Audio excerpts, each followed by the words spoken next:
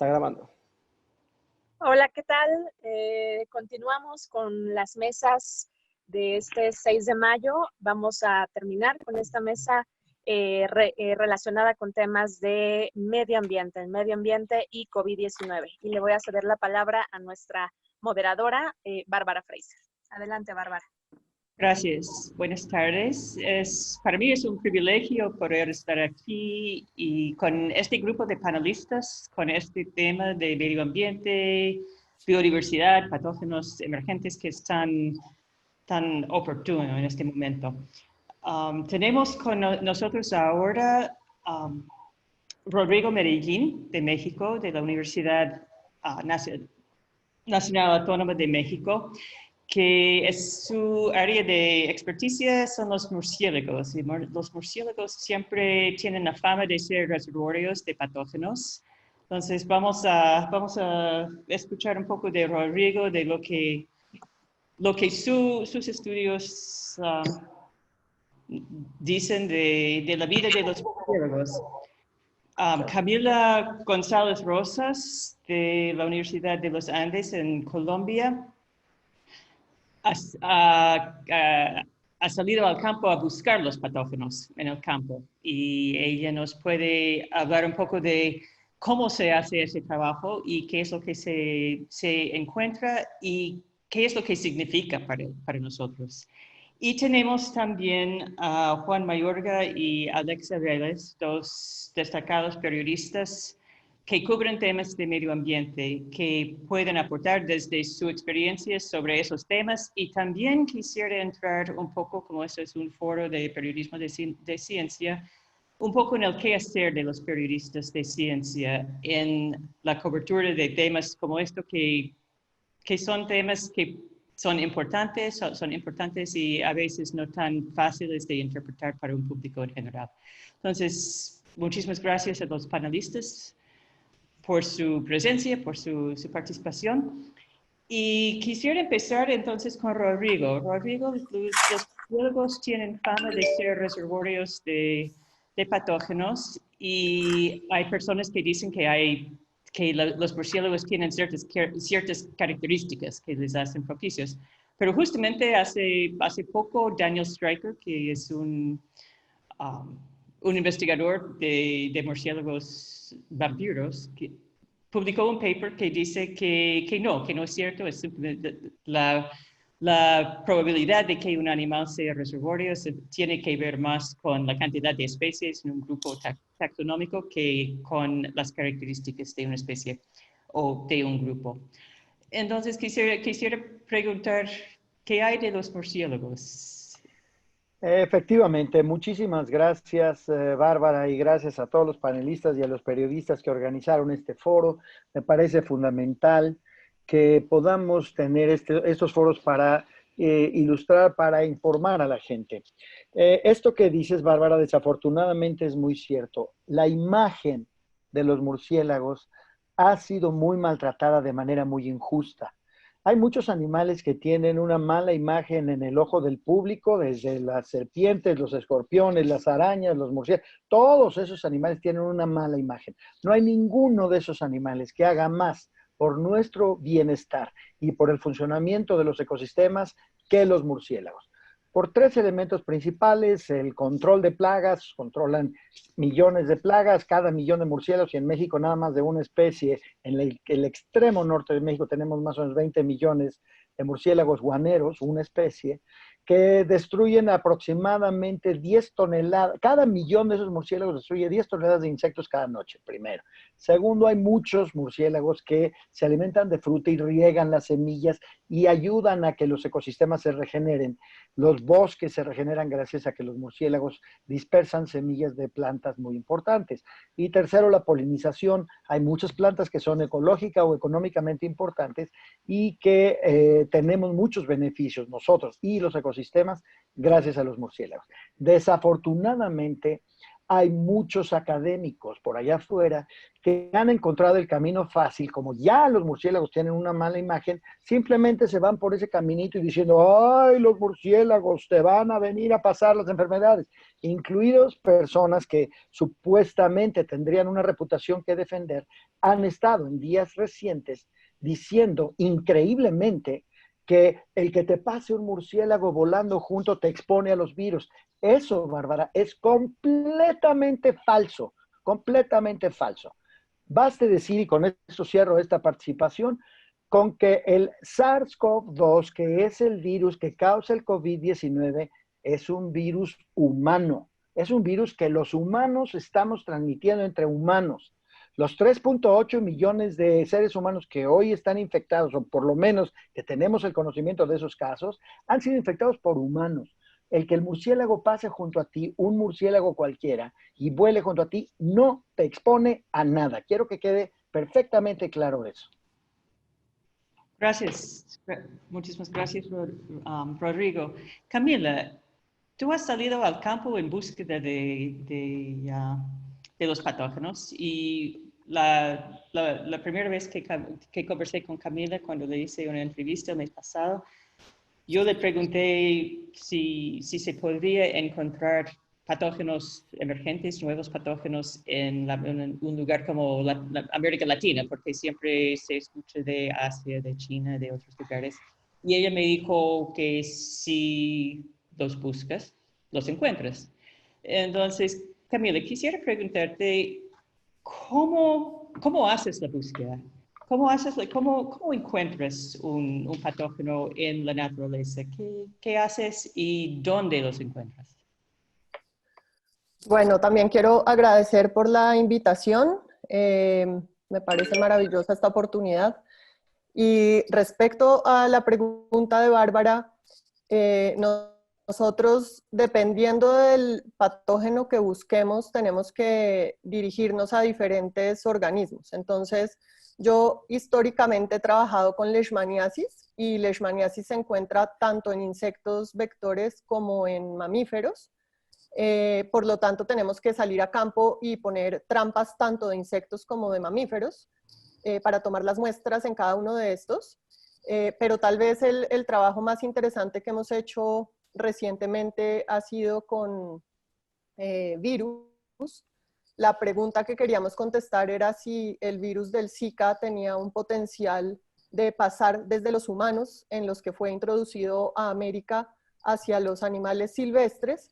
Y entonces este fue un proyecto que hicimos en colaboración con el Centro de Control de Enfermedades de Estados Unidos, y en ese momento salimos buscando los hospederos en los que potencialmente el Zika podría establecerse. Uno, pensando en el paso más evidente, sería desde los humanos a los primates. Entonces tomamos muestras de primates, muestras de sangre de primates, pero también había información de que estaban en reptiles, en anfibios. Entonces prácticamente hay que buscar en todos los potenciales hospederos que uno piense que pueden encontrarse estos patógenos. Y por supuesto también, si está buscando enfermedades transmitidas por vectores, adicionalmente tiene que buscar en los insectos. ¿Y dónde buscas? ¿Dónde tienes la mayor probabilidad de encontrar esos patógenos que pueden pasar de animales a seres humanos? ¿O de animales silvestres a animales domésticos? Sí, en ese contexto es importante enfocarse en todas las poblaciones que están cerca de lugares intervenidos. Entonces, puede ser zonas, por ejemplo, de cultivo que se han establecido después de un proceso de transformación de ecosistemas. Pueden ser asentamientos humanos que se han establecido cerca de bosques también para llevar a cabo actividades económicas. En el caso de Colombia, por ejemplo, las actividades petroleras llevan una gran cantidad de personas o se hacen establecimientos más bien humanos relativamente grandes en nuevas regiones. Ahorita también las introducciones de cultivos de palma de aceite. Entonces, todos esos asentamientos humanos que estén cerca de lo que originalmente fue una cobertura original. Posiblemente son los lugares donde con mayor probabilidad los animales domésticos y los humanos van a entrar en contacto con los animales salvajes. Gracias, Camila. Juan, tú has escrito mucho sobre temas ambientales, también sobre cambio climático.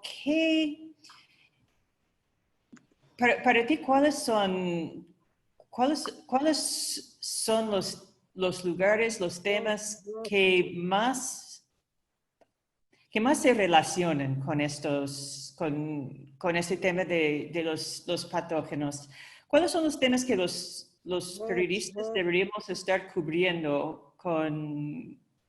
o cuáles son los enfoques que deberíamos estar dándoles a estos temas? Hola Bárbara, gracias por la introducción, gracias a la Red Mexicana de Periodistas de Ciencia y Factual por organizar este magnífico espacio y a los panelistas que nos acompañan.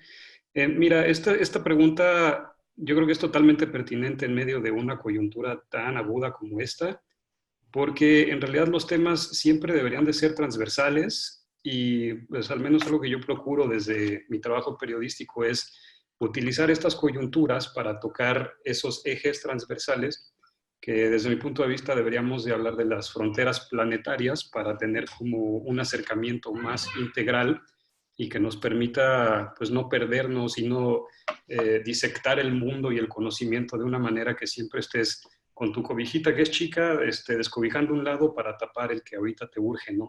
O sea, desafortunadamente no hay vuelta de hoja, tenemos que lidiar al mismo tiempo con lo importante y con lo urgente.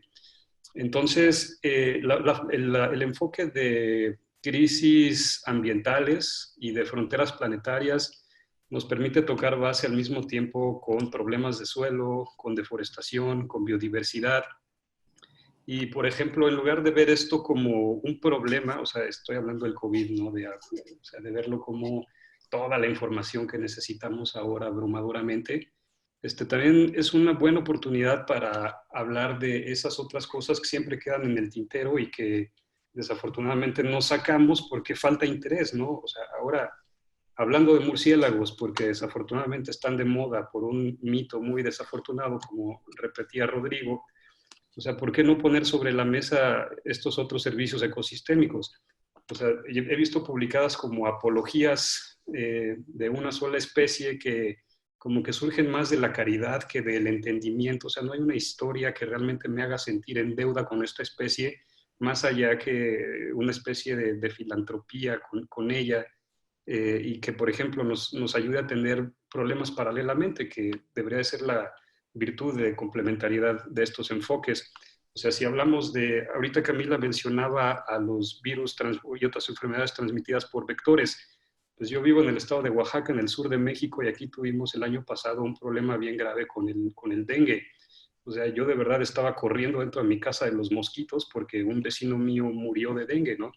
Pues ahora resulta que los murciélagos no son solo el foco de infección de COVID que todo el mundo quiere retratar, sino en realidad son los que nos libran en el barrio donde vivo del dengue, ¿no? Y de los vectores que transmiten el Zika, la leishmaniasis. Entonces deberíamos de aprovechar este momento para hablar de eso en el plano de los servicios ecosistémicos, o sea, hablar de que ahora mismo los trabajadores del campo son nombrados esenciales en todo el mundo. O sea, de alguna manera el murciélago es un trabajador del campo, ¿no? Igual que las abejas, y es uno de una dimensión incalculable que tendría que tener estatuas por todos lados si hubiera suficiente conciencia social.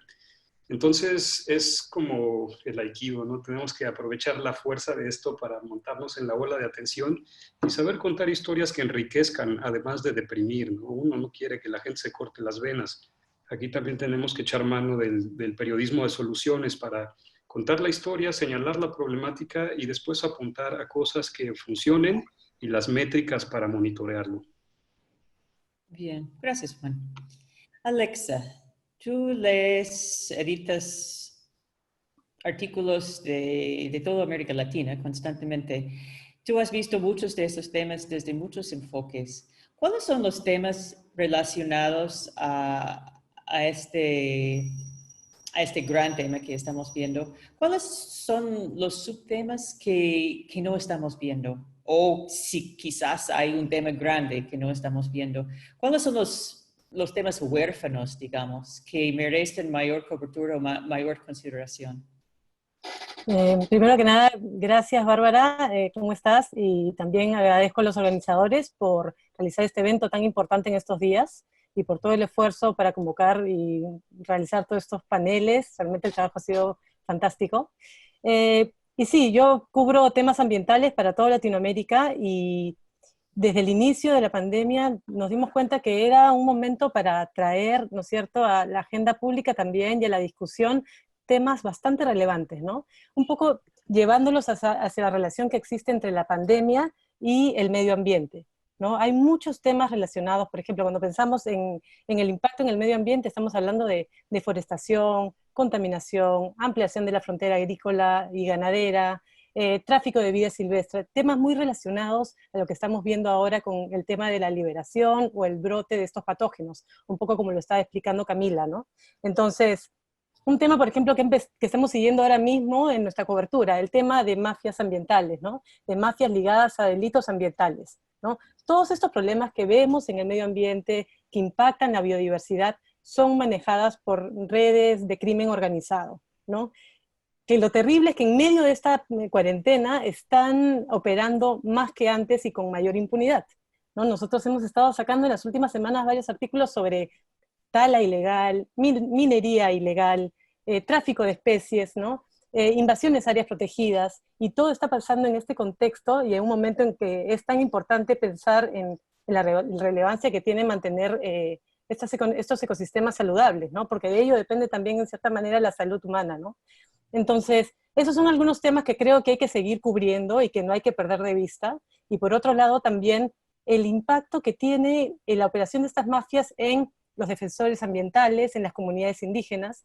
Ellos son los que, hay distintos estudios científicos que demuestran y confirman que los territorios cuidados por poblaciones indígenas son los mejor conservados, ¿no? Entonces, justamente las mafias en este momento, como lo hemos visto en varios países en estos días, están atacando a los líderes ambientales, ¿no? Durante la cuarentena han sido asesinados líderes ambientales en Colombia, en México, en Brasil, en Perú, aprovechando este momento, ¿no? Entonces son temas que sí no hay que perder de vista también, ¿no? Por otro lado, creo también que hay que considerar los eventos ambientales globales que se iban a celebrar este año y que se han ido postergando, que están relacionados, ¿no? La COP26 se va a postergar la fecha de realización de este evento. Sin embargo, los expertos muy ligados a este tema sí están haciendo el hincapié en la importancia de que los países igual no se olviden de que tienen que cumplir con sus planes nacionales para evitar las emisiones de gases de efecto invernadero, los famosos NDC. Es decir, la postergación de la COP no debe ser una excusa para que no presenten planes nacionales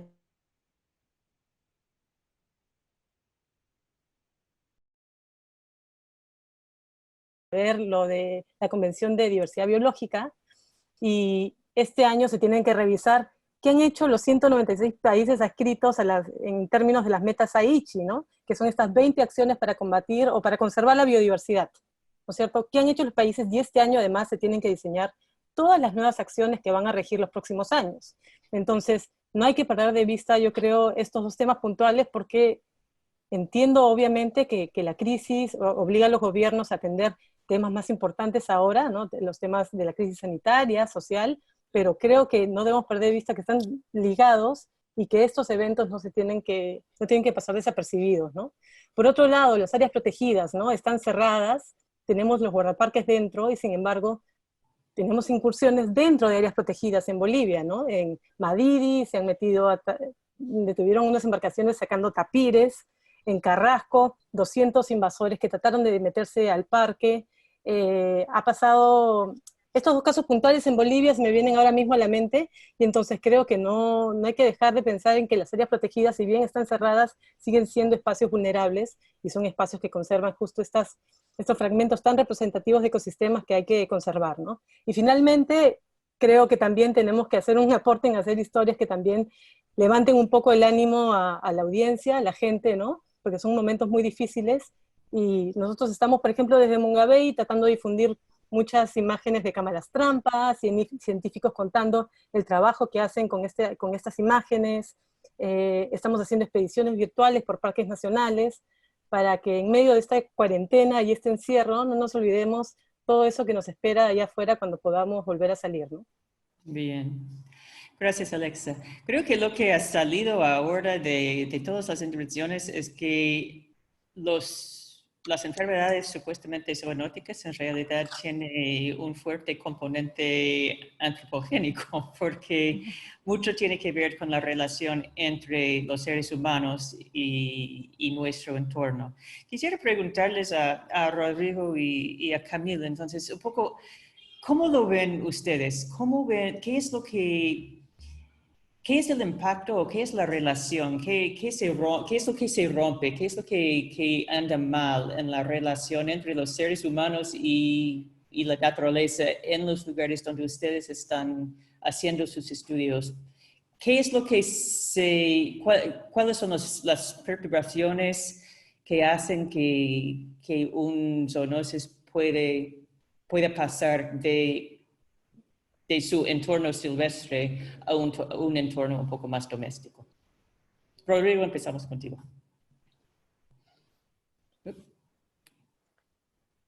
Estás con mute. Perdón, entonces voy primero.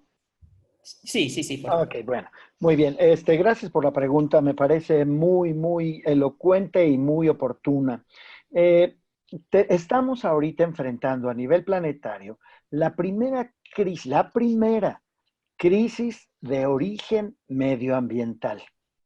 Vienen más y vienen peores. El cambio climático nos va a agarrar completamente fuera de base y va a tener unos efectos mucho más profundos que lo que está teniendo esto. Entonces, lo que es, ahorita con esta coyuntura, con esta cuarentena, etcétera, todos, absolutamente todos, los más de 140 personas que están conectadas ahorita con nosotros, pero todos los demás seres humanos, estamos aprendiendo un montón de lecciones.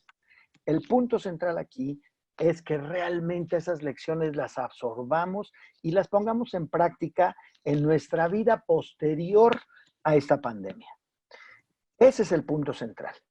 Hay dos elementos particulares que quiero resaltar con respecto a tu pregunta, Bárbara, en relación a cuál es la conexión entre los seres humanos y el medio ambiente que ha determinado esto.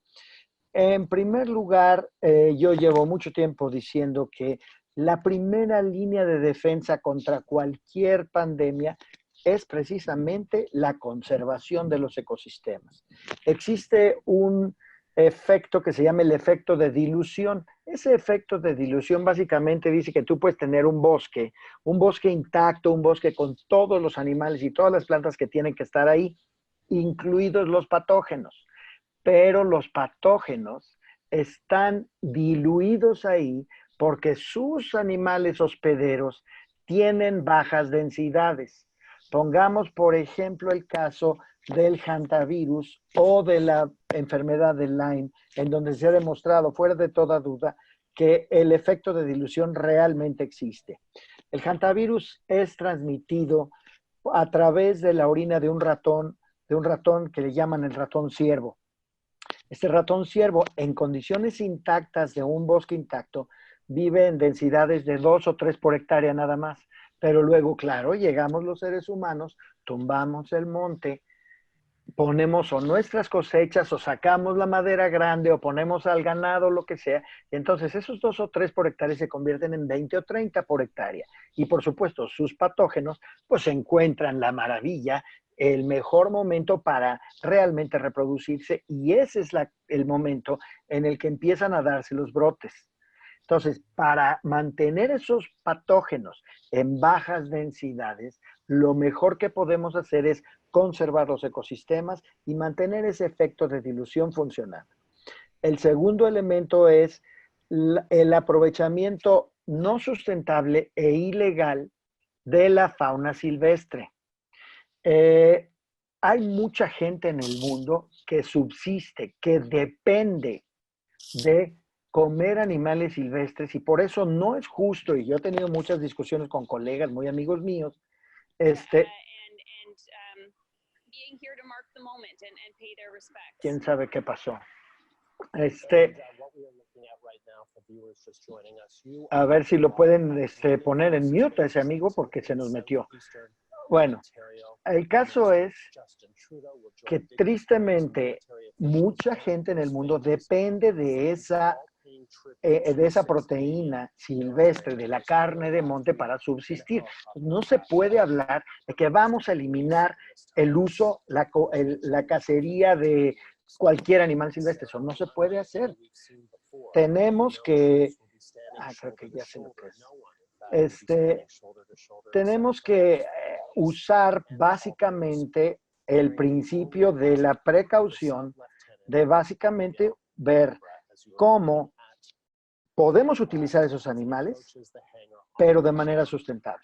Entonces, todo lo que tiene que ver con el uso no sustentable hay que eliminarlo. Todo el uso ilegal hay que eliminarlo. Matar animales hoy por hoy no sirve de nada, no resuelve ningún problema y acaba causándonos más daños a nosotros, sean murciélagos o no. Y esto, siento decirles, va directamente de la mano con la manera como producimos la proteína que nosotros en las ciudades utilizamos. Las gallinas, los cerdos, las reses están siendo utilizados de una manera que simplemente no es conducente a la salud de los animales o de nosotros.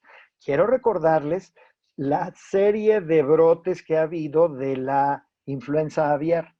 Muchos de esos brotes han salido de granjas de gallinas, donde las tienen hacinadas por miles en un cobertizo y que una de esas gallinas, pues acaba enferma y por supuesto todas las demás acaban enfermas. Entonces es momento también de esas lecciones a las que me refiero, de aprender nosotros cómo ayudar a que la industria que produce la carne que consumimos nosotros sea más respetuosa de los derechos animales, más sana tanto para los productores como para los consumidores y más segura para el futuro, de manera que no haya estos brotes. Entonces, los elementos están claros. Protección de la biodiversidad, uso sustentable limitado de la proteína animal de carne de monte y replanteamiento de la forma como producimos carne industrializada para los mercados de las ciudades.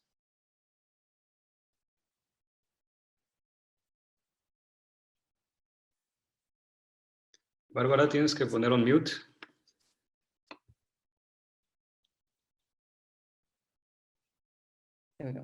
Ya, gracias, Rodrigo.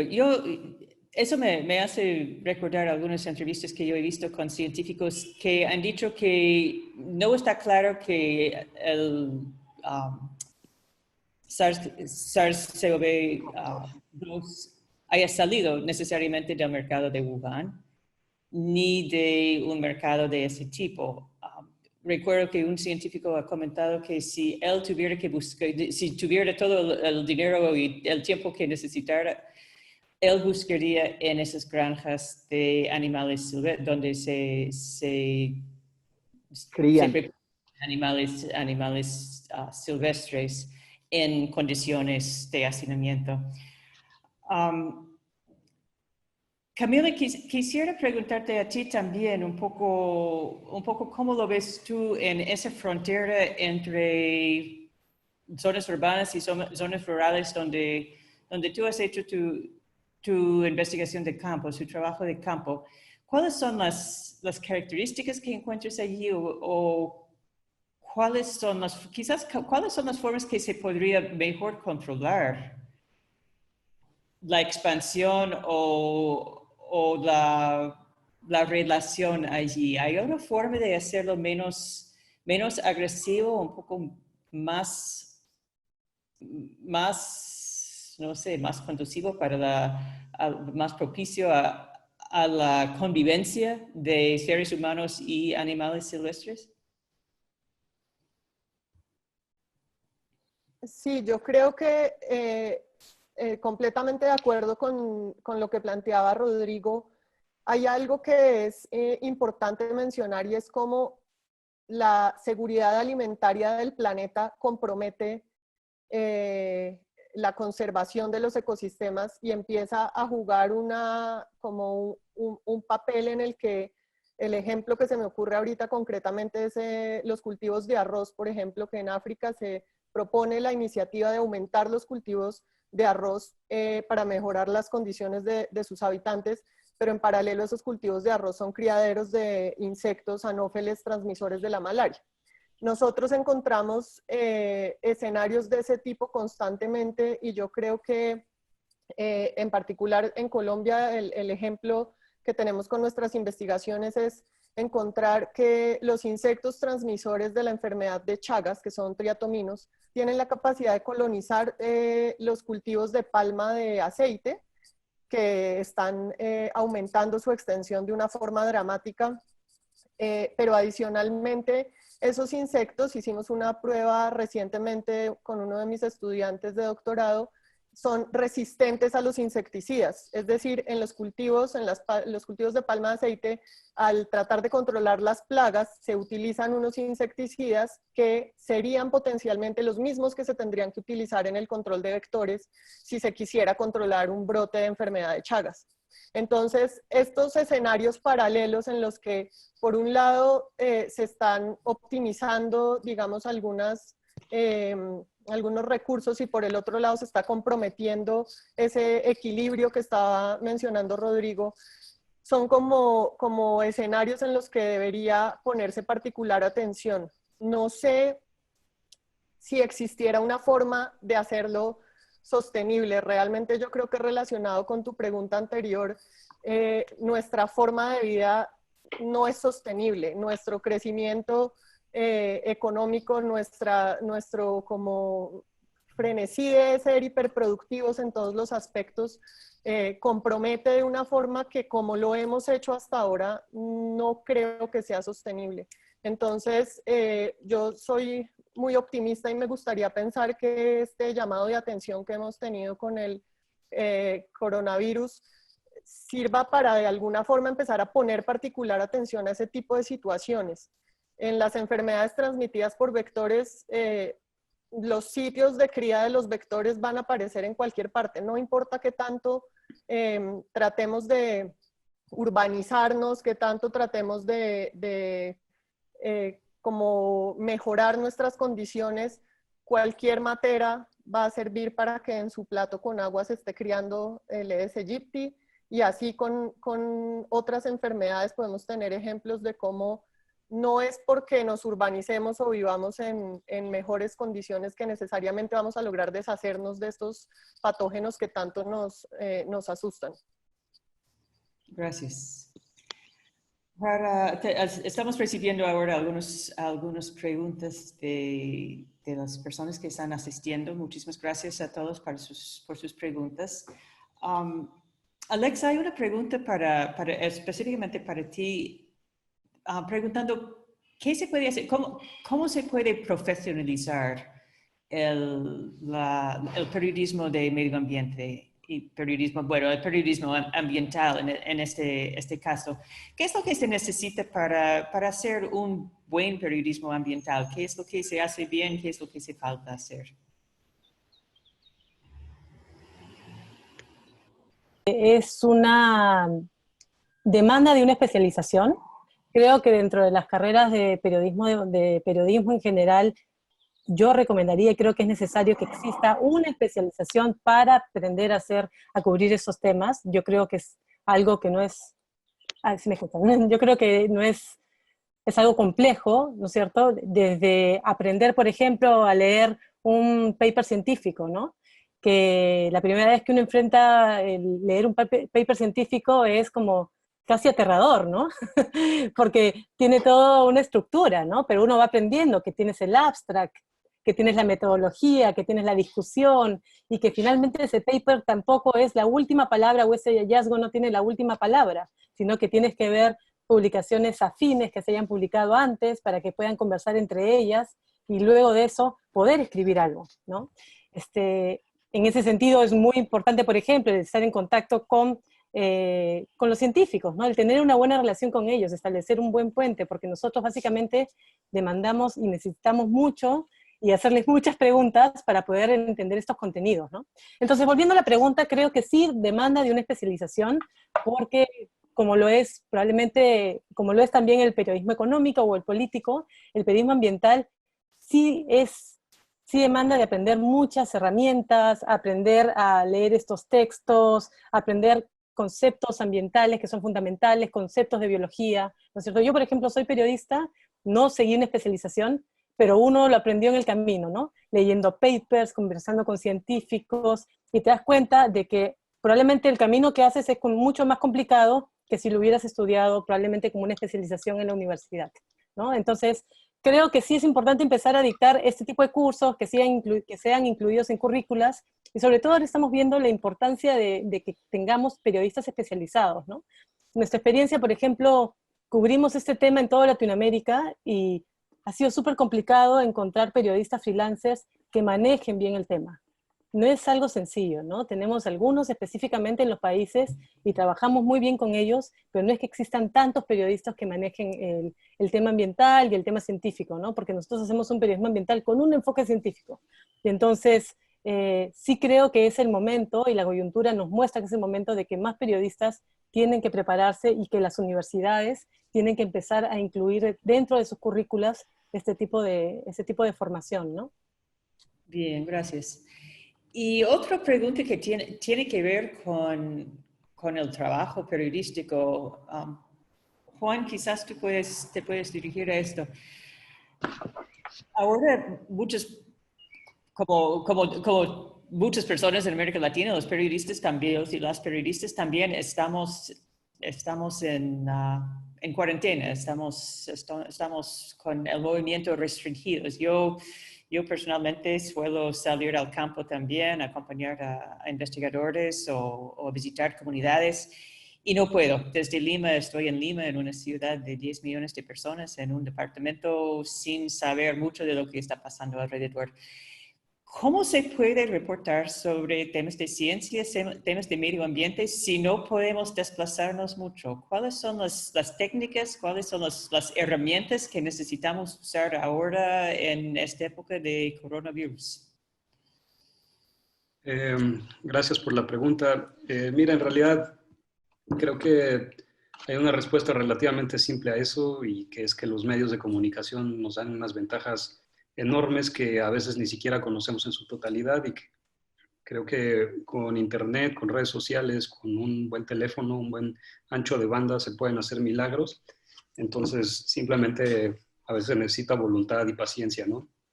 Yo quería regresar a varios puntos que se están acumulando y que ya están haciendo una conversación muy sabrosa.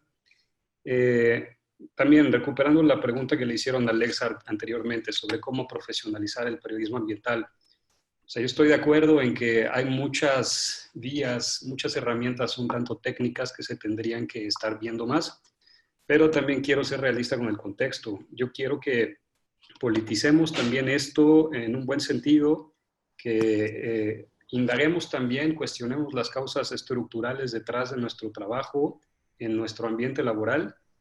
Y voy a esto porque yo creo que no se puede hacer un periodismo ambiental profesional mientras no haya una demanda, mientras los medios estén en crisis, mientras el modelo de negocio de los medios esté fallando y esté siendo cooptado por, de hecho, las mismas razones que nos tienen en crisis a nivel planetario, incluyendo las crisis ambientales, ¿no? Y con esto voy a este debate del antropoceno, que es como el gran marco, el gran tiempo geológico en el que estamos viviendo, y donde se inscriben tanto el cambio climático como la desertificación de la tierra, la pérdida de biodiversidad, el derretimiento de las capas glaciales, las migraciones climáticas, tantos otros fenómenos tan complejos y de tan larga envergadura que apenas alcanzamos a empezar a dimensionar, porque esto es lo que está detrás es el hilo conductor de todos estos fenómenos atípicos, y tenemos que problematizarlo de esa manera. No es el arroz que se siembre en África y que cause emisiones de metano, lo es en un sentido técnico, pero por Dios es arroz para alimentar a comunidades en África que padecen en muchos países un rezago brutal e histórico, ¿no? O sea, en todo caso, tendríamos que evitar esa fijación por la molécula de carbono, de gas de efecto invernadero y empezar a cuestionar la realidad socioeconómica detrás. O sea, porque del otro lado celebramos los grandes proyectos hidroeléctricos que también causan emisiones monumentales de metano. Aquí en México tenemos a los tecnoentusiastas de las grandes energías hablando maravillas de la explosión del shale gas en Texas, ¿no?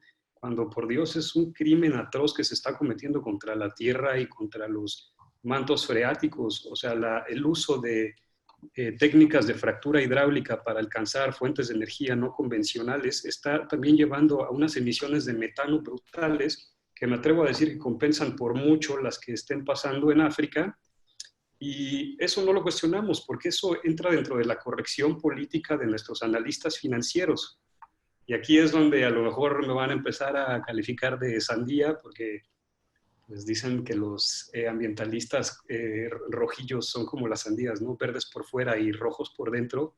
Pero en realidad creo que ese es el elefante en el cuarto y que no podemos dejar de señalarlo.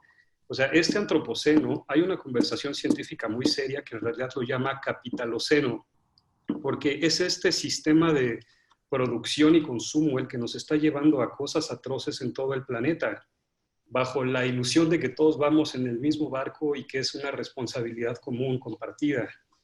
O sea, cuando en realidad sabemos que las fuentes de emisiones, de esta manera que nos han metido en este problema, corresponden al inicio de la revolución industrial en Europa Occidental y después a su consecuente crecimiento en América del Norte. Y, o sea, está tan compleja la discusión que si no entramos a este tema, la verdad le estamos dando rodeos y nos estamos dando a tole con el dedo. O sea, tenemos que, además de todas las cualidades técnicas que requieren, sí, de mucha preparación, de mucho acercamiento, de leer miles de abstracts, de hablar con cientos de científicos, también nos requieren ser autocríticos y aprender a quitarnos ese paternalismo epistemológico de creer simplemente en lo que nos mandan desde arriba. Aquí yo diría que, por ejemplo, una de estas grandes, y con esto cierro, una de estas grandes contradicciones en nuestro trabajo como periodistas es que tenemos que actuar en informar cuando todavía se puede. O sea, ahorita, por ejemplo, ya está el COVID en todo el mundo. O sea, ya es demasiado tarde en cierta medida para tratar de paliar, mitigar los efectos del COVID. Lo que deberíamos estar haciendo es cuestionar el mismo sistema de producción de esta proteína industrial que además nos enferma de muchas otras maneras, que además devasta la naturaleza, reduce la biodiversidad, causa tantos problemas, para evitar los próximos brotes epidémicos que sabemos que van a venir, porque ya han estado viniendo, ¿no? Y ahora la gente se asombra cuando Bill Gates había predicho esto en algún momento hace unos pocos años, cuando era obvio que se venía, así como es obvio que se vienen fenómenos dantescos como migraciones climáticas, porque va a haber una gran parte de la población viviendo temperaturas equivalentes a las del Sahara, porque van a empezar a fallar las pesquerías en las corrientes del Atlántico y del Pacífico, porque va a haber como tal perturbación del orden natural global que nos vamos a empezar a meter en cosas que van a hacer empequeñecer abrumadoramente esta crisis del COVID, ¿no? Pero el problema es que si esto contradice la lógica periodística, que es de atender la cosa urgente, novedosa, pues es difícil hablar de los murciélagos y que tu editor te compre eso cuando en realidad él quiere ver como un murciélago mutante, ¿no? Que mata gente y así, que además asalta con navaja y que además es comunista o no sé qué cosas absurdas quieren ver, cuando tendríamos que hablar de lo obvio. O sea, los sistemas, los ecosistemas dentro del sistema mundo tienen que ser conservados y tenemos que saber contar otro tipo de historias, no llegar a tratar de resucitar al muerto con inyecciones de adrenalina. Gracias. Nos están llegando una serie de preguntas un poco más científicas. Entonces quisiera quizás enfocar un poquito más y después volver a abrir algunos de esos temas más grandes que nos han planteado Alexa y Juan. Rodrigo, han llegado algunas preguntas que tienen que ver con murciélagos o otros animales como reservorios o hospederos. ¿Cómo se sabe cómo se determina cuál es el reservorio, cuál es el hospedero? ¿Cómo es esa cadena de movimientos de lo silvestre a lo doméstico? ¿Qué pasa con los patógenos en esos casos? Correcto, mira, desafortunadamente, como decía yo al principio, los murciélagos ya tienen una mala imagen de entrada y entonces es muy fácil para algunos científicos el decir, colgarse de que, los murciélagos, y vamos a buscar patógenos en murciélagos, y claro que los encuentran, porque hay patógenos en todos lados, y hay virus y hay bacterias en todos lados, en nuestros ombligos, en esta computadora, en todos lados hay patógenos, en todos lados. Entonces, lo que tienes que pensar es cómo es que esta gente, cuando inició este tema, se fueron directos sobre los murciélagos. Y ahí tenemos que pasar al tema de los coronavirus como una familia. Son aproximadamente 40 especies descritas. Hay algunos expertos por allá en Nueva York que dicen que son cientos, que quién sabe cuántos, pero ellos no han publicado nada de que sean cientos. Son 40 los que se han publicado. Y esos 40 son 33 que no tienen ningún efecto negativo en nuestra salud, que no hacen nada, no nos pueden ni siquiera entrar en el cuerpo. 33 de los 40 coronavirus conocidos. De los 7 que quedan, 4 nos pueden causar una gripe, un resfrío, una cosa así, y pasa y se acabó. Y los otros 3, uno es el SARS coronavirus de 2003 más o menos, que por ahí vi una pregunta que también se les había colgado a los murciélagos y tampoco fue posible demostrar que viniera de los murciélagos. Y luego el MERS, que también les colgaron a los murciélagos y que no viene de los murciélagos, sino de los camellos. Y finalmente que la gente dice que viene de los murciélagos, no viene de los murciélagos. Lo único que se puede decir hasta el momento actual es que el SARS-CoV-2 que causa el COVID-19 y un virus de los murciélagos, un coronavirus de los murciélagos, tienen un 96% de similitud genética. Eso no dice que sean el mismo y no dice que vengan de allí. Eso lo único que dice es que el SARS-CoV-2 puede haber compartido un ancestro con el virus de los murciélagos. Es más, si ahorita algún sabio loco en algún castillo de Transilvania saca el virus de los murciélagos que se parece al SARS-CoV-2 y trata de infectar a una persona, no lo va a poder lograr, porque el virus de los murciélagos tiene una proteína en la capa externa del virus, que es la que hace como de llave en cerradura para poder abrir la puerta de la membrana celular humana. Pues ese virus de los murciélagos no tiene la llave correcta y por lo tanto no puede infectar las células humanas. Entonces, puede haber sido, pero todo esto es hipotético, que un animal haya adquirido un virus de un murciélago y en ese animal ese virus haya mutado o haya mezclado su material genético con otro virus que ese animal hubiera podido tener, y entonces puede haber brincado a un ser humano a través del mercado de Wuhan, a través de alguna cosa que todavía no está clara. Pero quiero también aquí hablar de un par de temas adicionales. Uno es nuestra obsesión con estar buscando el culpable. ¿Quién fue el culpable? Vamos a agarrar al culpable. Parecemos la reina roja, que le corten la cabeza. No, eso no va a resolver absolutamente nada. Entonces, lo que tenemos que hacer ahorita es saber cuáles son los factores que determinaron que saliera esto, todos los factores ecológicos y medioambientales que ya hemos comentado, y tomar precauciones ahorita para que no vuelva a aparecer una pandemia de estas dimensiones, que ahí vienen, seguro que vienen, pero tenemos que echar nuestras barbas a remojar ahorita. Y el otro tema que quería yo comentar es al que Juan se refería, de que ustedes los periodistas hablan con los científicos. Y es muy importante esa conexión periodista-científico. Pero tristemente no son muchos los científicos que hablan con los periodistas y que quieren hablar con los periodistas para que los periodistas comprendan el mensaje. Y hay muy pocos periodistas que quieren hablar con los científicos porque dicen, no, este cuate está en la quinta estrella por allá y nos va a hablar del metagenómica y no le entienden nada. Aquí el punto es que los dos lleguen a un punto medio en donde el científico y yo he desarrollado una alergia total a usar vocablos tecnológicos que no sirven absolutamente de nada más que para alienar a tu público. Entonces yo siempre he usado el lenguaje más normal y común del mundo para transmitir estos mensajes, ¿no? Como lo que estábamos hablando ahorita de la membrana del virus. Eso cualquier persona lo entiende. Y esos son los mensajes que entonces los periodistas agarran y proyectan. Esa es la parte importante.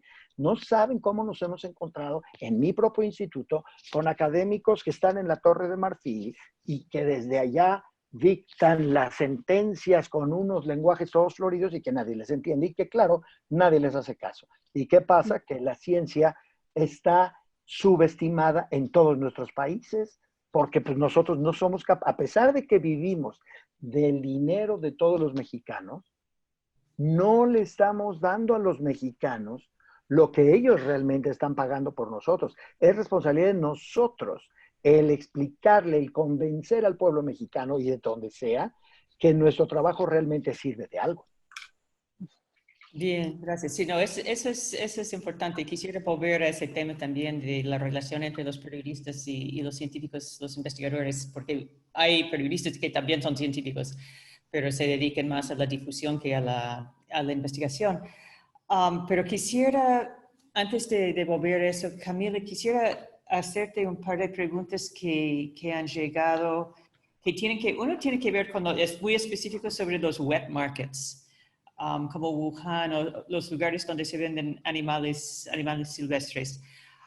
Las preguntas tienen que ver con esos wet markets. ¿Qué es lo que habría que hacer? ¿Hay que cerrarlos? ¿Hay que regularlos? ¿Qué es lo que hay que hacer?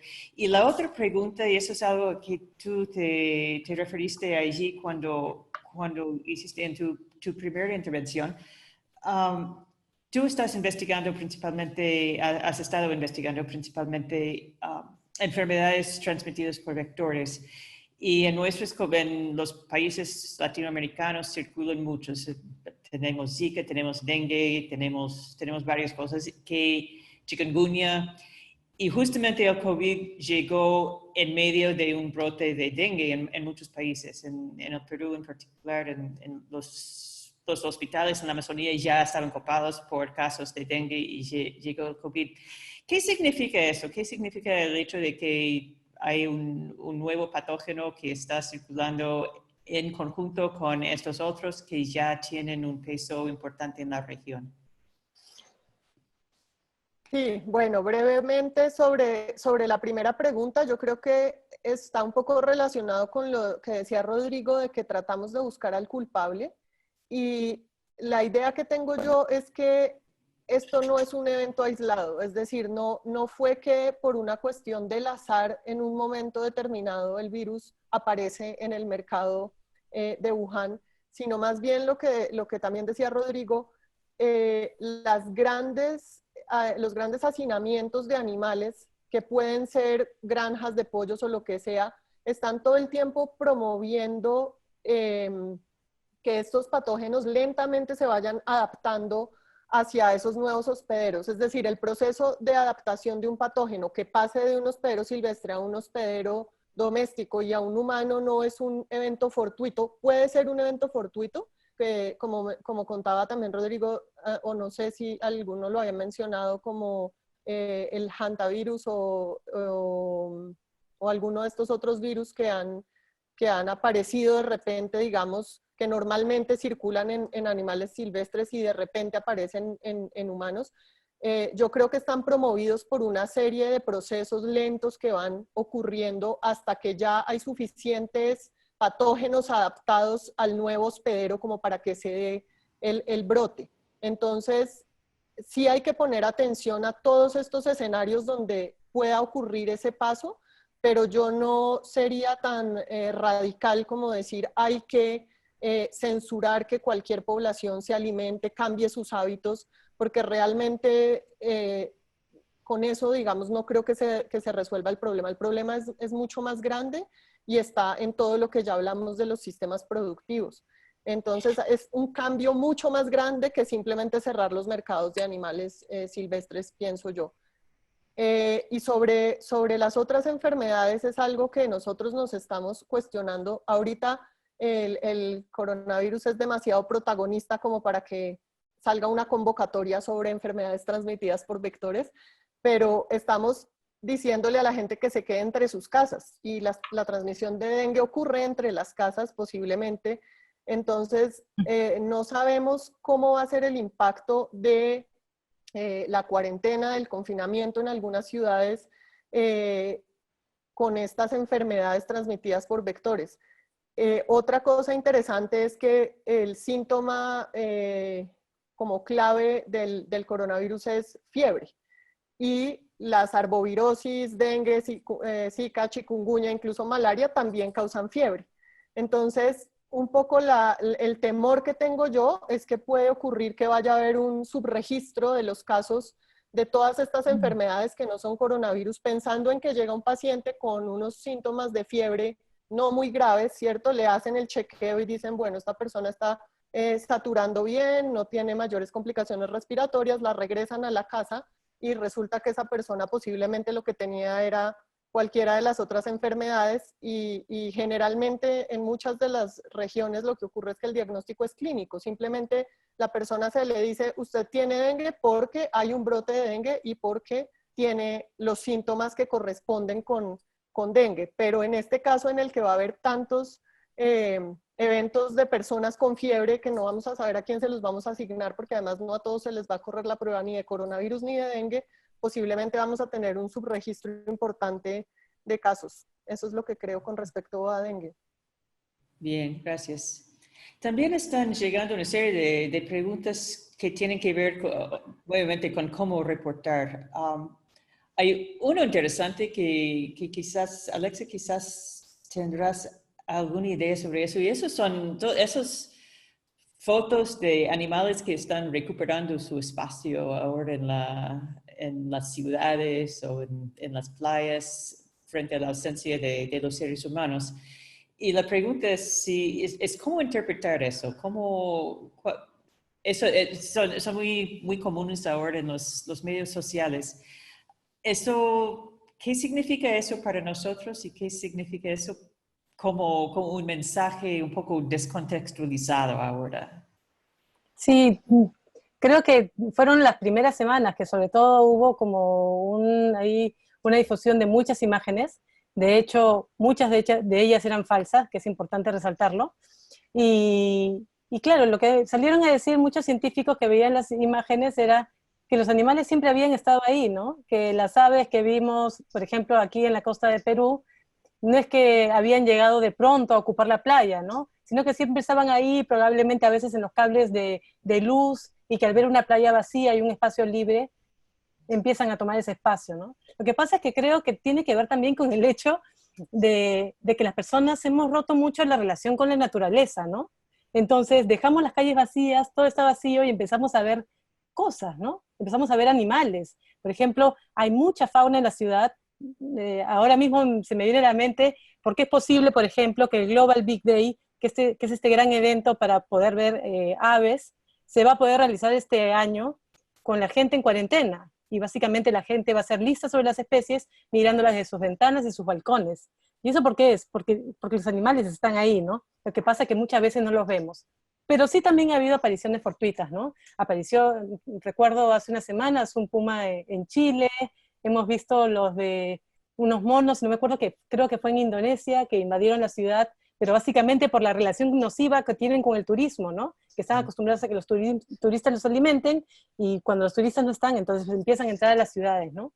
Pero a mí me parece que digamos, aquellas imágenes que son verdaderas y que no son fake news, es un mensaje potente, ¿no? Por un lado es darnos cuenta que la naturaleza está ahí, que hay que protegerla, que hay que cuidarla, que hay que empezar a visitar más estos espacios, ¿no? A mí me llama la atención cómo durante el año la gente nunca va, por ejemplo, a un área protegida, tantos lugares espectaculares a los que uno puede ir para entender por qué hay que conservar esos lugares. ¿Por qué es tan maravilloso ver un jaguar en medio de la Amazonía, ¿no? ¿Por qué es maravilloso ver un delfín rosado? ¿No? O sea, uno tiene que ir y verlo para entender por qué hay que conservarlo y por qué no hay que, digamos, eliminar esa relación que tenemos con la naturaleza, ¿no? Y yo quería solo destacar un punto que está relacionado con lo que decía Rodrigo, y era la relación entre periodistas y científicos, y me parece, yo estoy totalmente de acuerdo con lo que él dice, ¿no? Yo creo que en este contexto, sobre todo, periodistas y científicos debemos ser aliados, ¿no? Y aliados también para combatir la desinformación, ¿no? Un caso puntual relacionado a murciélagos, y es que justo tras, ¿no es cierto?, cuando empezó la pandemia, hubo 2 casos aislados, uno en Perú, por ejemplo, donde un grupo de personas de una comunidad fueron a una cueva para matar a los murciélagos, ¿no? Y fue en ese momento que se tuvieron que empezar a hacer campañas para decirle a la gente, no los maten, ¿no? Y nosotros en ese momento hicimos un artículo, de hecho, en el que entrevistamos a Rodrigo como uno de los especialistas, porque era importante decir que efectivamente los murciélagos son importantes como polinizadores, para controlar plagas, para dispersar semillas, ¿no? Entonces, solo quería decir que totalmente de acuerdo, creo que más que nunca los periodistas científicos o ambientales y los científicos tienen que trabajar en conjunto, ¿no? Y los medios en general tienen que darse cuenta que hay todas estas fuentes especializadas a las cuales normalmente no se acude, ¿no? Uno empieza a ver quiénes son los científicos que están haciendo ciencia en Latinoamérica. Es un trabajo que nosotros estamos haciendo desde hace 3 años para mapearlos dónde están, quiénes son, porque son personas que hacen un trabajo desde hace muchísimos años, tienen muchas publicaciones, y sin embargo todo lo que publican y todos sus hallazgos no aparecen normalmente en los medios de Latinoamérica, de la región. Y son fuentes que deberían estar siendo citados y tendrían que hablar, por ejemplo, en estos momentos, ¿no? Entonces creo que también es importante tomar en cuenta eso, ¿no?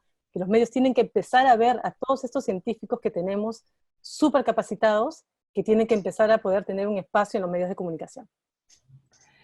Eso me lleva a otro tema, que es algo que varias personas también están preguntando.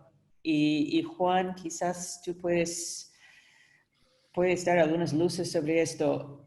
Está bien que haya periodistas periodistas que se especialicen en ciencia o medio ambiente, aunque hay algunas personas que también que preguntan si eso es más bien crear silos, crear muros en vez de abrirnos a mejor cobertura. Pero, ¿qué se puede hacer si a los medios no les interesa? Yo puedo hacer cobertura o querer hacer cobertura de un tema, pero si al director del medio no le interesa, ¿qué hago con eso? ¿Cómo crear la conciencia en los propios medios de la importancia de algunos de esos temas? Y alguien ha preguntado también si se queda solamente a nivel periodístico sin tener una incidencia más político, ¿para qué sirve? Entonces, quizás tú puedes comentar un poco eso. ¿Qué se puede hacer para que los medios tengan mayor interés, se interesen más, y cómo tener mayor incidencia en la política? Sí, es una gran pregunta y yo adoro esa palabra porque creo que resume una buena parte de lo que debería de ser una aspiración, la incidencia en la vida pública, en la política pública. Y efectivamente también la manera en que está jerarquizado y compartimentalizado el conocimiento desde las mismas universidades produce silos, ¿no? Eso está súper bien documentado y entendido, y por eso es necesario siembrar esto desde lo más profundo. Afortunadamente en el periodismo creo que somos mucho más libres precisamente a veces por ciertas faltas como de plataformas, de estructuras más sólidas. También las podemos utilizar como atajos para cuestionar aquí y allá y de una manera un tanto inocente y empezar a hilar esas distintas versiones, distintas vetas de conocimiento. Entonces, yo creo que como periodistas sí tenemos que apostarle totalmente a la interdisciplinariedad. Yo me inclinaría mucho a apoyar también la mezcla con ciencias sociales, porque también hay una gran barrera ahí entre las llamadas ciencias duras y las ciencias sociales, y a veces muchos de los problemas que enfrentamos, de nuevo, son económicos, son problemas de significación, de sentido, ¿no? Problemas culturales, donde de hecho las soluciones tecnológicas están ahí y no se usan porque hay distintos entendidos de la realidad que tienen más que ver con psicología, con antropología, con economía. y entonces se puede quedar muy coja si la explicación es meramente científica. Ahora, pues creo que también hay que tener cuidado con el uso de la ciencia, sobre todo en estos tiempos de emergencia por el COVID. Creo que puede usarse mucho para tratar de legitimar forzadamente un bando u otro. Y tenemos que ser honestos nada más como con la verosimilitud de la historia, del diálogo, con la integralidad, con lo que se supone que deben de hacer los periodistas, que es contextualizar, preguntar, contrastar, comparar. Y bueno, regresando un poquito a lo que yo comentaba en mi intervención anterior, nada más quería responder a través de un ejemplo bien concreto para tampoco estar con palabrotas y grandes abstracciones. O sea, ahorita estamos trabajando para Mongabay también. Yo estoy en el estado de Oaxaca, que es un estado forestal del sur de México, y estamos siguiendo mucho las ventajas del aprovechamiento forestal comunitario, que es básicamente el tipo de aprovechamiento que hacen comunidades muchas veces indígenas, que desde hace pocas décadas, por una reforma política por la que se peleó mucho a nivel de estas comunidades, ellos tienen acceso a utilizar recursos de estos bosques y por esa vía han logrado unos niveles de conservación que son incluso mejores bajo muchos indicadores técnicos que los de las áreas naturales protegidas que administra el gobierno federal. Y ahora se está viendo que tienen otras ventajas. Por ejemplo, en temporada de incendios es donde más rápido se sofocan los incendios y donde menor impacto tienen, ¿no? en cuanto a número de hectáreas. Además, han sido muy eficientes para poder sanear sus bosques y prevenir plagas.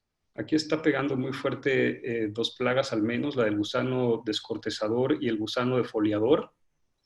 Y prácticamente estos pueblos indígenas que se han movido porque ven al bosque como algo que no es suyo, sino como algo en lo que ellos viven y de donde obtienen su agua, su alimento, su bienestar. Es otra cosmovisión esta de la comunalidad local que de hecho ha sido muy investigada en el plano antropológico. Y es curioso porque, o sea, mientras ellos están logrando una conservación prístina del territorio, es bien complicado luego encontrar esta historia en otros medios, ¿no? Mongabay es un sitio especializado que le apuesta mucho por este tipo de iniciativas, es muy eficiente en narrar estas narrativas del sur global, pero por el otro lado vemos estas historias que contaba Rodrigo. Yo vi una apenas en CNN la semana pasada, así como conoce el equipo de científicos que sale a cazar los potenciales nuevos coronavirus. Y es como totalmente lo contrario, es el periodismo de escándalo, el periodismo sobresimplificador. Y ahí tenías a todos los Rambos, a los G.I. Joes que iban así con sus gogles, con sus caretas, con sus trajes completos a meterse a las cuevas. Y, o sea, no lo estoy descalificando como disciplina, pues solo digo que ya hemos hablado muchas veces de que tenemos que invertir en prevención, no en reacción, ¿no? Tenemos que hablar de, no sé, los polinizadores y sus ventajas, no de las avispas asesinas que están llegando a Estados Unidos nada más. Tenemos que hablar de nuestro consumo, no solamente de control poblacional con medidas ecofascistas. Y también aprovecho aquí esto último para mencionar que estos animales que se estuvieron visualizando alrededor del mundo como esta aparente victoria de la madre tierra ante el retroceso de los humanos, pues también nos puede llevar a esta conclusión simplona que no se puede alimentar desde los medios, es decir, claro, es que el virus somos nosotros, es que entonces nos tenemos que extinguir, porque eso es ecofascismo, ¿no? Y ya hay antecedentes terribles de todo esto, o sea, Hitler era vegetariano y creía en una justificación natural de las razas superiores y que si se iban a extinguir en Berlín porque había ordenado a toda la gente luchar hasta morir, era porque eran una raza inferior y así la naturaleza lo había querido. O sea, hay concepciones muy peligrosas con las que tenemos que jugar. Ciertamente es un cuadro muy bello. En la Ciudad de México están descubriendo que tienen fauna aviar por primera vez, y ni siquiera es porque haya llegado ahora, sino porque mucha gente está encerrada en su casa y de repente se toma un respiro y mira a su alrededor por las ventanas, ¿no? Pero al mismo tiempo hay que ver también el gran cuadro, y ese es otro nivel de análisis, porque mientras algunas ciudades registraron mejor calidad del aire y disminución de emisiones, en realidad la estación de monitoreo de Mauna Loa acaba de registrar 412 puntos por millón de dióxido de carbono, lo cual es un registro histórico y súper preocupante, porque la barrera segura en el planeta se supone que eran 350 partes por millón. O sea, y estamos de verdad que tocando las campanas de no quiero decir del apocalipsis, pero pues es que es bien difícil verlo de otra manera. Es bien preocupante lo que está pasando al planeta y tenemos que saber superar estas narrativas triunfalistas que nos pueden llevar a la inacción en el corto plazo. Bien, gracias. Aleida me está haciendo recordar que nos quedan 10 minutos, entonces vamos a tener que ir cerrando un poco. Y tengo una última pregunta para los cuatro, desde su punto de vista. Rodrigo y Camila, ¿qué es lo que quisieran que los periodistas sepan de su trabajo, del trabajo de los investigadores científicos? ¿Qué es lo que deberíamos entender de eso? Y Alexia y Juan, ¿qué es lo que quisieran que los científicos con los cuales ustedes han trabajado o a quienes les han entrevistado, qué es lo que es importante que los científicos entiendan del quehacer de los periodistas? A ver, damos una vuelta. Rodrigo, empezamos contigo. De más impacto es una entrevista que me hicieron hace unos años en una revista que se llama TV Notas, que tiene mujeres así con, bueno, ya saben, ¿no? Y que resulta que cuando yo hablo, y me encanta Mongabay, leo Mongabay y trabajo con Mongabay cuando puedo, pero Mongabay le está predicando al coro. Necesitamos salirnos al público que ve TV Notas. O sea, cuando me entrevistaron, y que era sobre todo con temas de murciélagos, etcétera, a la semana siguiente fui al mercado sobre ruedas, la señora de los limones, por favor, me ve y me dice, usted es el de los murciélagos, y ya sé que los murciélagos no son malos.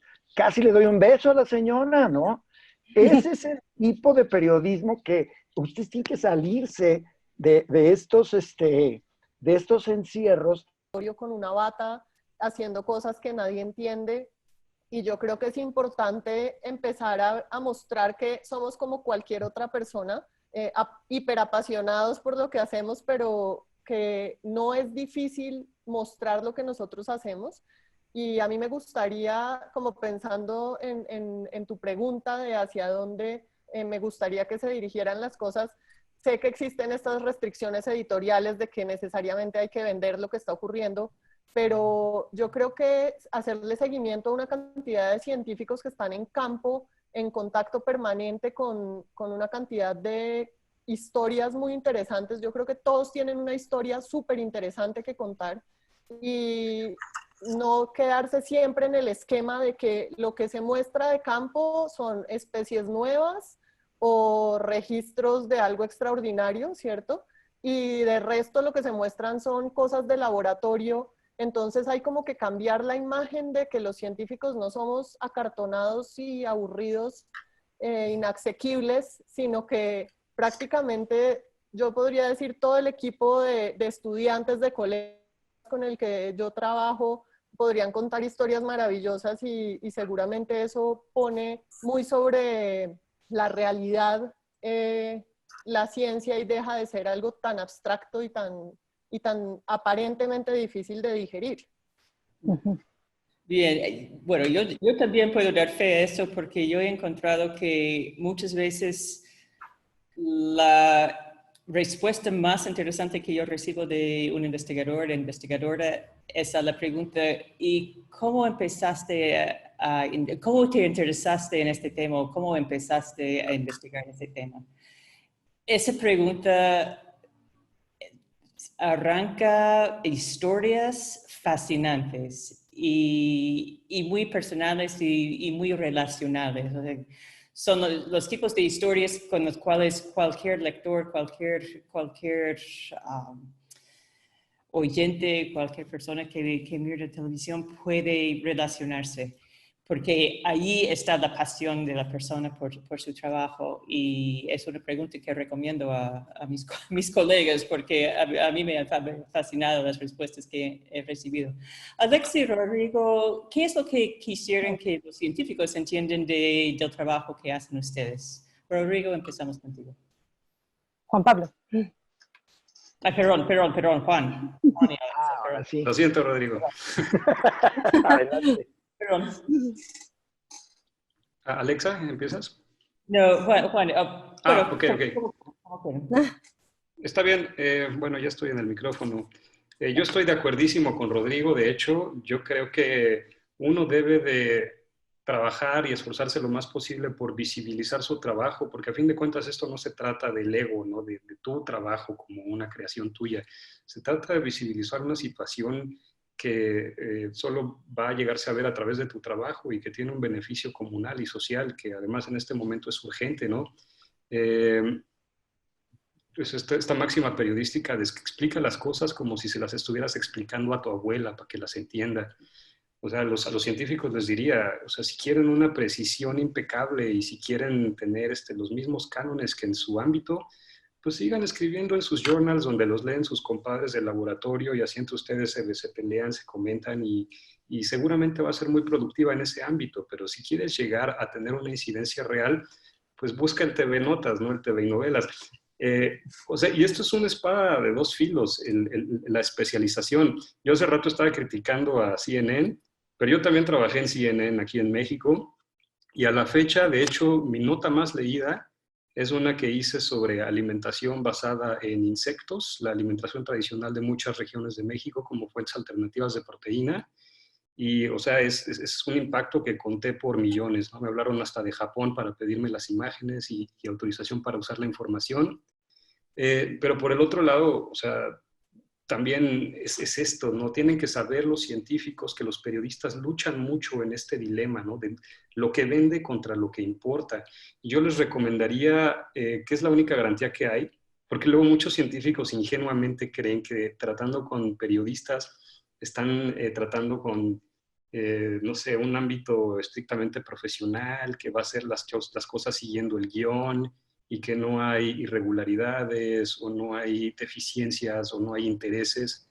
En lugar de concentrarse en esa abstracción un poco idealista, mejor concéntrense en la persona real, o sea, con la persona que ustedes identifiquen que le interesa, que se pelea con su editor para meter esa nota, que trabajó horas extra para el especial del fin de semana que luego ustedes lo vieron publicado. A esa persona denle su confianza y denle su tiempo, ¿no? Y es creo que la única manera que hay de ir tocando tierra con la realidad, porque de lo contrario es de verdad echar las cosas en saco roto y es descorazonador ver cómo se pierde la confianza de los dos lados y de alguna manera todo pasa para mal. Gracias, Juan. Sí, sí, a mí me ha llamado la atención, de hecho, que en los últimos años yo veo un mayor interés de los científicos por querer comunicar. Y eso me parece que es importante, ¿no? No lo veía tanto al inicio, pero sí en los años recientes veo interés y ellos mismos te preguntan cuando tú estás entrevistándolos sobre un paper, pero ¿te quedó claro? ¿Se entiende? O te dicen, ¿tú crees que tus lectores lo van a entender? Y eso me parece un avance importantísimo, ¿no? Y yo la verdad que he tenido muy buena experiencia con científicos.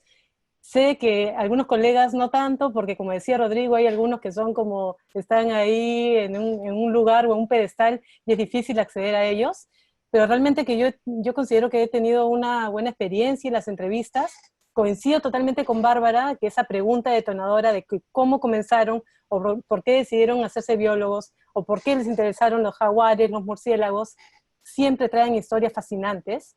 Y les pediría a los científicos paciencia, ¿no? Porque nosotros estamos leyendo sus papers, no somos científicos, y van a tener que soportar que les vamos a tener que hacer muchísimas preguntas, en nuestro interés por tratar de traducir esa información más compleja en información y en una historia que sea fácil de entender y que sea de interés para la audiencia, ¿no? Un tema que me parece importante también es que es importante que los periodistas y científicos estemos de acuerdo también para poner temas relevantes en la agenda pública, ¿no? Creo que juntos, por ejemplo, nuevamente vuelvo al tema murciélagos, pero es cierto, o sea, el tema murciélagos vinculado a la pandemia era un momento relevante para ponerlo en la agenda y para que la gente empiece a darse cuenta y empiece a discutir sobre el tema, para que luego hayan salido, por ejemplo, instituciones del Estado en Perú como CERFOR a decir, y empezar a mandar comunicados e información diciendo hay que tener cuidado con no tocarlos, ellos nos generan el coronavirus, etcétera, ¿no? Entonces, esta alianza es importante también. Creo que también es importante, a mí me parece fascinante el trabajo de campo de los científicos, pero también me he encontrado muchísimo que durante su trabajo de campo, ustedes son testigos de muchos problemas ambientales, de muchos delitos, de muchas cosas que están pasando en los espacios donde ustedes trabajan. Y yo encuentro importante el que esta información sea compartida, porque creo que los periodistas somos los llamados a poder hacer esta investigación de campo para hacerlo visible, ¿no? Cada vez veo más especies que son publicadas, nuevas especies que son encontradas, nuevas especies para la ciencia, y viene dentro del paper una mención en la que se dice, y ya fue declarada como amenazada, como en peligro, porque está en un lugar donde hay minería ilegal, etc. Entonces, esos temas que forman parte, ¿no es cierto?, que amenazan una especie, creo que también deben ser compartidos entre científicos y periodistas para poder cubrirlos, ¿no? Y finalmente, quería mencionar que yo sí veo un interés de parte de los medios de comunicación grandes por cubrir los temas de ciencia, ¿no? Nosotros, es cierto, como dice Rodrigo, que Mongabay escribe temas más especializados, ¿no es cierto? Tenemos una audiencia bien identificada entre los científicos, aunque nuestra idea es ampliar a una audiencia amplia. Y en ese intento hemos hecho alianza, por ejemplo, con cerca de 25 medios masivos en la región, 20 medios masivos en la región, y con lo que nos encontramos siempre es que ellos nos dicen, no tenemos periodistas para cubrir temas ambientales, ¿no? Además hay que tomar en cuenta la crisis de los medios de comunicación, que no hay suficientes periodistas para cubrir estos temas, y cuando nosotros compartimos nuestros contenidos, ellos encantados los comparten y los ponen en redes, y luego nos dicen los bien que les ha ido. Y el ejemplo más interesante es con esta red de Publimetro, que está en varios países de Latinoamérica, y que justamente las entrevistas de perfil a científicos son un éxito. Publican alrededor de 6 o 7 entrevistas de perfil cada mes que salen en la región, en distintos países, y la gente cada vez está más interesada, ¿no? Porque finalmente estamos contando la historia de cómo científicos como Rodrigo o Camila hacen su trabajo de campo, los hallazgos que tienen, y también sirve para que muchas más personas, y jóvenes y niños, empiecen a ver en la ciencia como un espacio interesante y motivador al cual dedicarse, ¿no? No solo el periodismo ambiental. Gracias. Bueno, muchísimas gracias, Alexa, Juan, Rodrigo, Camila. A mí me ha encantado esta oportunidad de conversar con ustedes. Hemos quedado con muchos temas más que conversar. Espero que tengamos otra oportunidad. Les felicito por su trabajo. Les agradezco mucho por haber participado. Les deseo todo lo mejor en sus trabajos. Muchas gracias, Muchas Bárbara, gracias. Juan, Rodrigo, Gracias. Alexa y Camila, muchísimas gracias. Vamos a cerrar por el día de hoy. Yo quiero simplemente recordarles que mañana empezamos a las 10 de la mañana con la mesa 4 dedicada a retos éticos, bioéticos y periodísticos frente a un nuevo virus, que justamente en el que vamos a plantear pues esta necesidad de cambiar estrategias, dado que la ciencia está también cambiando, la generación de conocimiento está cambiando por la pandemia. Entonces los invitamos a todos, vamos a seguir la conversación como hasta ahora en Twitter, con el hashtag Foro Virtual COVID-19, y ya estamos subiendo todos los videos de todas las sesiones en los canales tanto de Factual como de la red en YouTube. Muchísimas gracias por acompañarnos, a los panelistas, a Bárbara, muchísimas gracias, y a todos los que nos acompañaron, muchas gracias. Y Cerramos. no se vayan, una foto. Gracias a ustedes. Por favor. Jordi, por favor, una última cosa. Por favor, tremenda sesión. Vamos a aplaudirles a nuestros panelistas así. Nuestra foto, claro. Periodistas no aplauden. Bravo. Periodistas le aplauden a grandes periodistas y a grandes científicos. Gracias a ustedes. De verdad, increíble esta sesión. Le estaba comentando a Leida por WhatsApp que he disfrutado cada intervención de cada uno de ustedes y también la moderación de Bárbara. Entonces, muchas gracias por acompañarnos. Por favor, si pueden poner su cámara, las personas participantes y asistentes, vamos a tomar una foto de registro. Quiero decirles que ha sido la sesión más llena hasta este momento, 165 personas conectadas al mismo tiempo. Wow. Entonces, bueno, ha sido una locura. Perdón si a ustedes les llegó y después no les llegó el link. ¿Puedo sugerir algo? Puede sugerir, claro. Nada más que si los panelistas están interesados en resolver preguntas que quedan, podrían dar algún modo de contacto. ¿No eres de la nueva generación? Sí, yo quería mencionar eso, que al principio del chat están los